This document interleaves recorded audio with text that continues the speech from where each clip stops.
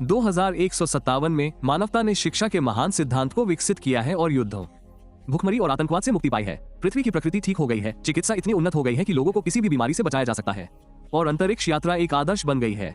हुए अपने अंतरिक्ष यान में ब्रह्मांड की यात्रा कर रहा है, अपने परिवार के फोन कॉल से बचते।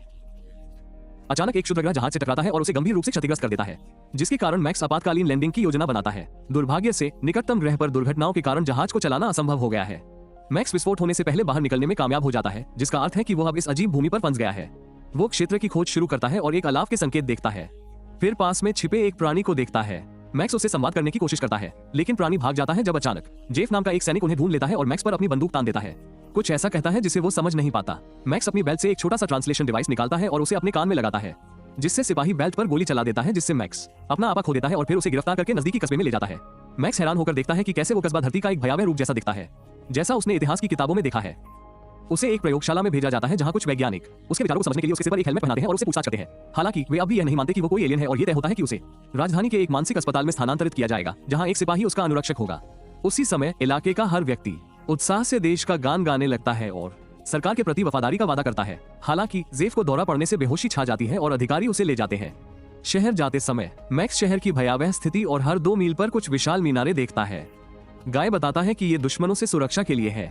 उसी समय एक विस्फोट होता है, टावर के आधार को नष्ट कर उसे सड़क पर गिरा देता है, जिससे मलबे में कुछ लोग मारे जाते हैं, जबकि वे भागने की कोशिश करते हैं और ज्यादातर ट्रकों को नष्ट कर देते हैं। जब एक विशाल धातु की सड़क मैक्स के ट्रक में घुस जाती है तो एक आदमी मलबे में फंस जाता है, लेकिन मैक्स तुरंत दौड़कर उसे बाहर निकाल लेता है, इससे पहले कि आग की लपटें उन तक पहुंच पाती। फिर मैक्स को पता चलता है कि विद्रोही सरकार गिराने की कोशिश कर रहे हैं, इसलिए उन्हें टावरों की जरूरत है। अब उनके पास पैदल यात्रा जारी रखने के अलावा कोई विकल्प नहीं है। जैसे ही वे राजधानी पहुंचते हैं, विशेष अनुसंधान विभाग के प्रमुख स्ट्राइडर को इस बारे में पता चलता है और वे अपने कर्मचारी फंड से मैक्स को अपने कार्यालय लाने के लिए कहते हैं। इस बीच मैक्स को एक खतरनाक सुविधा में रखा जा रहा है, जहां उसे पानी की टंकी में रखा जाता है ताकि वो उसके दिमाग में झांकता रहे। हालांकि फन प्रयोगों में बाधा डालता है, जो वैज्ञानिक की इच्छा के विरुद्ध स्ट्राइडर के बैच का इस्तेमाल करके मैक्स को ले जाता है। इस बीच सरकारी भवन में राज्य अभियोजक उमनिक भी अपने कर्मचारी से मैक्स से जुड़ी किसी भी खबर पर नजर रखने के लिए कहता है। तभी उमनिक को समय का एहसास होता है और वह अकेले में दौरा पड़ने के लिए अपने बाथरूम में छिप जाता है। उसी समय फंक मैक्स को अपनी कार में ले जा रहा होता है और सड़क बंद पाता है, इसलिए उसे एक नया रास्ता ढूंढना पड़ता है। वो घबरा जाता है क्योंकि उसे समय का एहसास होता है और उसी क्षण उसे दौरा पड़ने लगता है। जैसे ही अधिकारी उसे लेने आते हैं, सभी स्थानीय लोग सरकार के पक्ष में नारे लगाने लगते हैं और मैक्स को साथ न देने के लिए पतित कहते हैं। इस अफरा तफरी का फायदा उठाकर मैक्स तुरंत भाग निकलता है। सरकारी इमारत में पता चलता है कि देश पर एक तानाशाही का शासन है के अधीन है, जिनमें स्ट्राइक और ओमनिक भी शामिल है। जब एक पिता गलती करता है तो उसे तुरंत दूसरे पिता मार देते हैं, जिससे उनकी एक दूसरे के प्रति निर्दयता का पता चलता है। शहर में कुछ देर घूमने के बाद मैक्स एक बार में पहुंचता है और वेट्रेस राडा से मिलता है और जल्दी ही उस पर मोहित हो जाता है। वो एक और ग्राहक को उसके साथ कुछ ज्यादा ही छेड़छाड़ करते हुए भी दिखता है, इसलिए मैक्स तुरंत उसे फटकार लगाता है। गुस्से में वो आदमी मैक्स पर अपनी बेट से हमला करने की कोशिश करता है, लेकिन मैक्स तेजी से आगे बढ़ता है और उसे निहत्था कर देता है, जिससे उसका हाथ चोटिल हो जाता है और वो डरकर भाग जाता है। दोपहर के बाकी समय मैक्स और राडा खूब बातें करते हैं। मैक्स उसे पृथ्वी और अंतरिक्ष के बारे में सिखाता है और पता चलता है कि राडा गाय की बहन है। वो मैक्स को अपने घर में रहने के लिए भी आमंत्रित करती है। बाहर निकलते समय पहले वाला ग्राहक बदला लेने के लिए उनका रास्ता रोकता है। उसे वापस ऊपर भी लाया जाता है, लेकिन मैक्स अब भी तेज है और तुरंत उनके हमलों को चकमा दे देता है। फिर वे आदमी उससे हाथापाई करते हैं। हालांकि उनके घुसे मैक्स को मुश्किल से गुदगुदाते हैं और वो उन्हें कुछ ही सेकंड में पीट देता है। फिर गिरोह के बाकी सदस्य बड़े हथियारों के साथ आते हैं, लेकिन संख्या चाहे जितनी भी हो, मैक्स उन सभी से एक साथ लड़ सकता है। अचानक एक आदमी रस्सी से उसका पैर पकड़ लेता है और फिर वे कोड़े से उसकी गर्दन पकड़ लेते हैं। फिर भी मैक्स इन हथियारों का इस्तेमाल दुश्मन को घसीटने और उन्हें पूरी तरह से मार गिराने के लिए करता है। अंत में केवल केन वाला आदमी बचता है और वह मैक्स पर ब्लेड वाला एक छोटा गोला फेंकता है, जो उसे आसानी से चकमा दे देता है। बाद में रोटा के घर पर गाय भी घर आता है और मैक्स को देखकर चौंक जाता है, लेकिन उसे याद आता है कि कैसे उसने उसे बचाया था और उसे रहने की इजाजत देता है। दिन बीतने लगते हैं और मैक्स स्थानीय संस्कृति के बारे में बहुत कुछ सीखता है। जैसे कि टीवी पर उसके विचारों को ऐसे दिखाया जा रहा है जैसे कोई फिल्म हो। स्थानीय लोगों को यह भी सिखाया जाता है कि वे ग्रह के अंदर रहते हैं, उसकी सतह पर नहीं, और दूसरे ग्रह या तारे भी हैं के खिलाफ युद्ध रोक दिया टावरों की मदद से डीजेनरेट्स नामक विद्रोहियों। गाय अपने घर की रक्षा के लिए बहुत उत्साहित है और मैक्स को भी गार्ड बनने के लिए आमंत्रित करता है। चूंकि मैक्स के पास कोई पहचान पत्र या दस्तावेज नहीं है, इसलिए गाय को कमांडर चाचू को मैक्स को शामिल होने की अनुमति देने के लिए मनाना होगा। पहले उसे प्रशिक्षण से गुजरना होगा, इसलिए मैक्स सीखता है कि मंत्र और मिशन परीक्षणों में शामिल होता है, जिसके दौरान उसे आग वाले क्षेत्रों से भागना होगा और डीजेनरेट्स को दर्शाने वाले चिन्हों पर गोली चलानी होगी। मैक्स एक अच्छा निशानेबाज है, लेकिन उसका साथी नहीं है, इसलिए मैक्स उसे परीक्षा पास करने के लिए कुछ सुझाव देता है। हालांकि बाद में गाय उसे अकेले में डांटता है और कहता है कि वह ऐसा दोबारा न करे, क्योंकि उनके वरिष्ठ अधिकारी अनुशासन की मांग करते हैं। जब वे घर पर होते हैं तो मैक्स कड़ी मेहनत करता है और गाय उसकी याददाश्त जांचने के लिए नियम पुस्तिका के बारे में उससे सवाल पूछता है। कभी कभी वे आपस में झगड़ते भी हैं। अपने खाली समय में मैक्स रोटा के साथ घूमता है और अंततः वे एक दूसरे को चूम लेते हैं। जब मैक्स को आखिरकार सेना में भर्ती कर लिया जाता है तो वह विद्रोहियों के इलाके में अपने पहले हमले में शामिल होता है।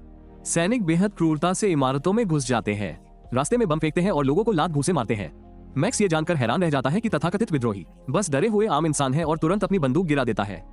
बाकी सभी उन्हें गिरफ्तार कर लेते हैं। एक विद्रोही छिपकर बाहर आता है और उन पर गोलियां चलाता है, लेकिन वो जल्दी ही गिर जाता है और चाचू उसे मजे के लिए लात मारने लगता है। बाद में मैक्स देखता है कि कैसे दर्जनों आम इंसानों को बेरहमी से गिरफ्तार करके ट्रकों में ठूंसा जा रहा है।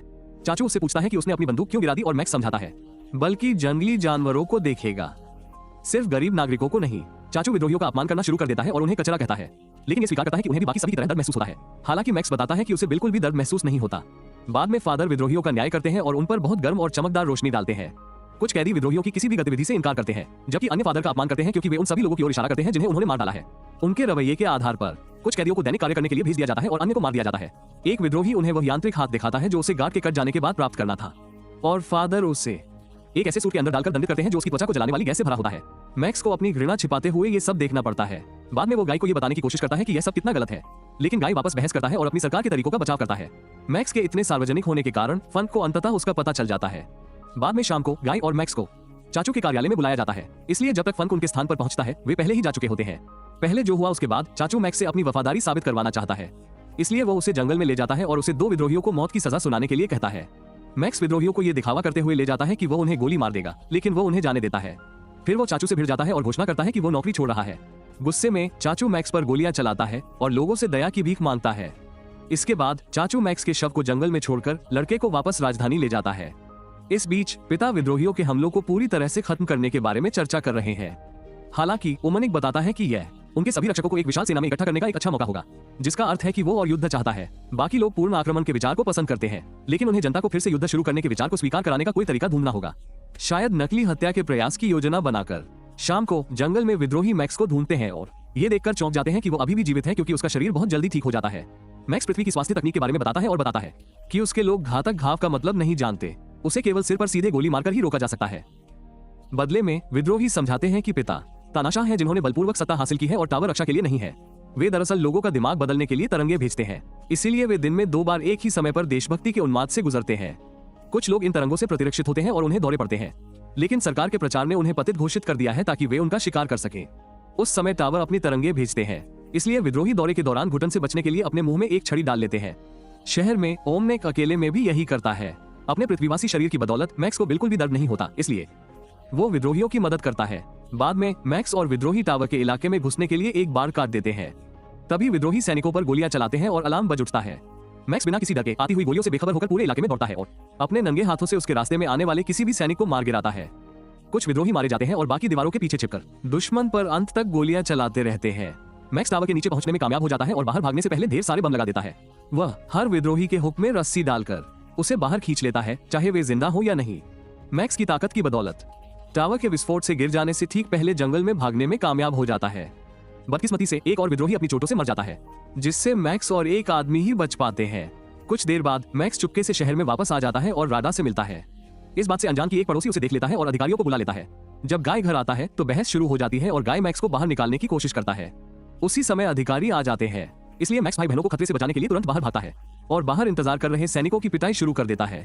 वो तेज और कुशल है, लेकिन दुर्भाग्य से चाचू एक बंधक बना लेता है और मैक्स के पास आत्मसमर्पण करने के अलावा कोई चारा नहीं है। कई कैदियों के साथ जेल में डाल दिया जाता है, जेफ और धातु के हाथ वाले आदमी सहित। इस बीच स्ट्राइक ओमनिक से मिलने जाता है, जो उसे जानबूझकर सूक्ष्म यातना देने के लिए एक ऐसी संकरी कुर्सी पर बैठा देता है जिससे मेहमान असहज हो जाते हैं। चूंकि ओमनिक पुनर्शिक्षा कार्यक्रम का प्रभारी है, स्ट्राइक चाहता है कि वो मैक्स को रिहा कर दे ताकि वो उसका अध्ययन कर सके और वे एक समझौते पर चर्चा करें। हालांकि स्ट्राइक के जाने के बाद ओमनिक मैक्स की प्रोफाइल देखता है और उसे पता चलता है कि उसे दौरे नहीं पड़ते। खुद के लिए उस शक्ति की चाहत में ओमनिक अपने कर्मचारी को मैक्स का अपहरण करने और ऐसा दिखाने का आदेश देता है जैसे वो रहस्यमय तरीके से गायब हो गया हो। साथ ही स्ट्राइक को यह संदेश भी भेजने का आदेश देता है कि मैक्स दुर्भाग्य से युद्ध में मारा गया। सुबह कैदियों को जंगल में सफाई के लिए भेजा जाता है, जिसका अर्थ है कि उन्हें युद्ध में छोड़े गए सभी हथियार इकट्ठा करने होंगे। के समूह को अचानक रक्षा रोबोटों का एक समूह दिखाई देता है और रोबोट बिना रुके गोल गोल मैक्स। वे तुरंत जमीन पर गिर जाते हैं क्योंकि फिर समूह उस क्षेत्र की खोज जारी रखता है और जेफ मैक्स को उस प्राणी के बारे में बताता है जिसे उसने आते समय देखा था। वो कहता है कि वे खतरनाक उत्परिवर्तित मानव हैं और उन्हें मार दिया जाना चाहिए, अन्यथा वे पहले मारे जाएंगे। थोड़ी देर भटकने के बाद जेफ अचानक एक छिपे हुए छेद में गिर जाता है, इसलिए मैक्स उसकी मदद करने के लिए कूद पड़ता है। वे भूमिगत सुरंगों की श्रृंखला की खोज करते हैं और चलना शुरू करते हैं जब तक कि उन्हें एक पुरानी परित्यक्त सुविधा नहीं मिल जाती। में चुपके से घूमते हुए जानवर को देखने के बाद उनमें कुछ पुराने उपकरण ढूंढते हैं जब वे कुछ लेंसों को देखने में विचलित होते हैं। छाया रेगिस्तान दिखाते हैं। वे बिजली चालू बाहर भागने का मौका का उपयोग करता है। मैक्स जेफ को उसे गोली न मारने के लिए कहता है क्योंकि दोनों जमीन पर मानव हड्डियों को देखकर भयभीत हैं। जानवर हमला करने से पहले बिजली काटने के लिए उपकरण को नुकसान पहुंचाता है। बाद में जब जेफ सो रहा होता है, मैक्स रस्सियों से उतार देता है और जानवर को भागने देता है। जेफ उसे इसके लिए डांटता है, लेकिन मैक्स समझाता है कि यह जीव जानवर नहीं है। अगली सुबह मैक्स और जेफ उस धातु हाथ वाले आदमी से फिर मिलते हैं और उस इलाके की तलाश जारी रखते हैं। पेड़ों के बीच उन्हें लताओं के झुंड में फंसा एक छोटा लाल टैंक मिलता है और जब वे पास जाने की कोशिश करते हैं तो उन पर एक काले टैंक द्वारा हमला कर दिया जाता है जो आजादी से घूम रहा है। समूह पेड़ों के पीछे छिपने के लिए भागता है और गोलीबारी शुरू करने की कोशिश करता है, लेकिन उनकी गोलियां टैंकों को कुछ नहीं पहुंचाती। शुभ है, मैक्स को एक तरकीब सूझती है। वो लाल टैंक पर गोली चलाता है ताकि वो प्रतिक्रिया करे और जब वो जवाबी गोली चलाने की कोशिश करता है तो वो काले टैंक को गिरा देता है। फिर मैक्स उसके नीचे छिप जाता है और पीछे से अंदर घुस जाता है और उसे रोकने के लिए तार काट देता है। दूसरों के साथ खाना खाने के बाद मैक्स घोषणा करता है कि वो भाग रहा है। कैदियों को भागने से रोकने के लिए सीमा पर सुरक्षा उपाय किए गए हैं, लेकिन मैक्स टैंक के अंदर घुस जाता है और उसे दक्षिण की ओर भगा देता है क्योंकि उसके चारों ओर छिपे हुए दिमाग बिना कोई नुकसान पहुंचाए फट जाते हैं। जब ओमनिक को पता चलता है कि मैक्स भाग गया है तो वह अपने कार्यालय में गुस्से से भर जाता है। आखिरकार मैक्स को सड़क पर पहरा दे रहे कुछ सैनिक मिलते हैं और पास में फांसी दिए गए विद्रोहियों को देखकर घृणा होती है। वो टैंक के अंदर छिपने की कोशिश करता है, लेकिन नियम कहते हैं कि हर वाहन की तलाशी लेनी होगी। मैक्स मुस्कुराता है जब वो सैनिक को लड़के के रूप में टैंक पर कूदते देखता है और तुरंत उसे अंदर खींच लेता है। आगे बढ़ने से पहले गेट को नष्ट कर देता है और अन्य सैनिकों की गोलीबारी को अनदेखा करता है क्योंकि वे टैंक को नुकसान नहीं पहुंचा सकते। जैसे ही वे अज्ञात भूमि को पार करते हैं, लिए फांसी दी जा सकती है और भागने की कोशिश करता है, लेकिन मैक्स